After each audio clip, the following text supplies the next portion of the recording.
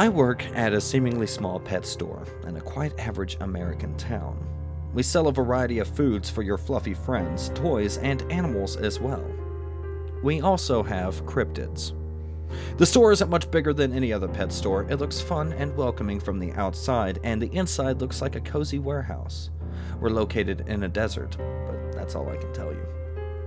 We have a special section dedicated to our pets, and to be honest, I think it takes up most of the space that we have, at least on the top floor. But that's good. Animals have a lot of safe space to roam and fly around freely. We've also got shelves packed with colorful, all 100% natural, snacks, hay, herbs, meaty foods for dogs and cats, and hundreds of toys and big baskets under the shelves. You can also order anything you need if your companion is on a wilder side. One guy adopts injured coyotes. So as you can tell, we've got everything you need and more. There is a secret basement underneath our store that stretches for miles on end.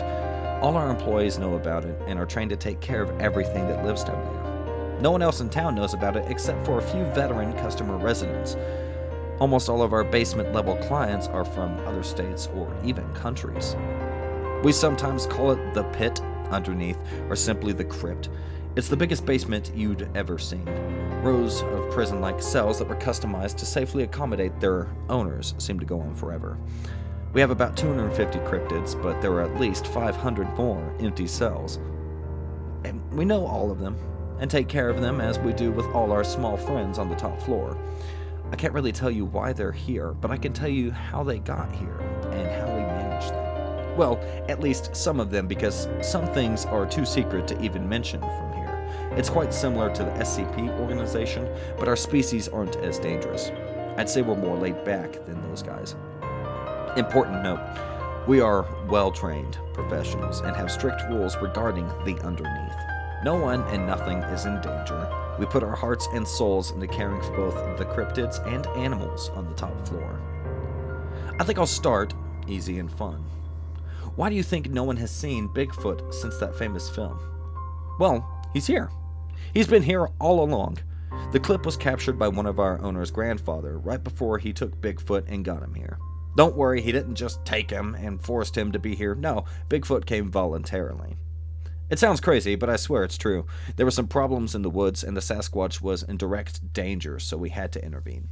We got him a cozy lair down here, made it look like his natural home, and we make sure his cell is as close to his previous habitat as possible. We provide him with fresh meat every day.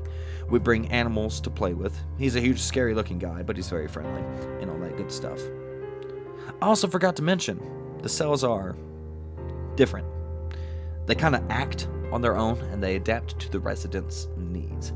They're kind of like a magic bag that Hermione had. They seem like normal-sized cells, but once you step in them, and you will, you can easily get lost if you wander too far. So Bigfoot has his own forest in our basement. Shit. We went in there recently and discovered a whole-ass pond right behind the bushes. As far as I know, he's not complaining. The basement always has sections. The wooded section, caves, and water pavilions. Sasquatch is obviously in the wooded area, more in the front of the bottom floor. And now we'll go to the water part. It's at the very end of the hallway, and then you turn right and then go all the way to the end. You'll be looking at a body of water surrounded by willows and various flowery plants. There will be vines hanging down from the branches and a few sandy and grassy islands. This is where the mermaids live.